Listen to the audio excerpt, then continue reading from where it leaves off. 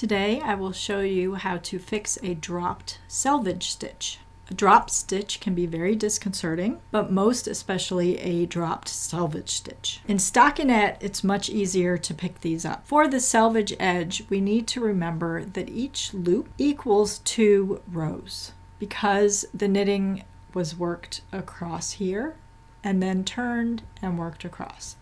So this loop is actually 2 rows.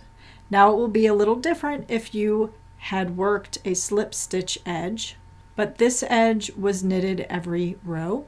So to repair this, we will pick up that live loop and pull these loops so that they are in the correct order. So this will be my first loop. I will pull a loop through that live stitch. Now I need to catch the upper edge as well and pull a stitch through. Now I have 2 more. This is the next one.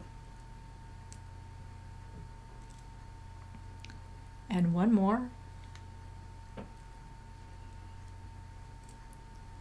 Like so. And then place it untwisted back onto the needle. So that is picking up a dropped selvage stitch in stockinette where every row was worked. I hope this was helpful. Don't forget to like and subscribe, and thank you so much for watching.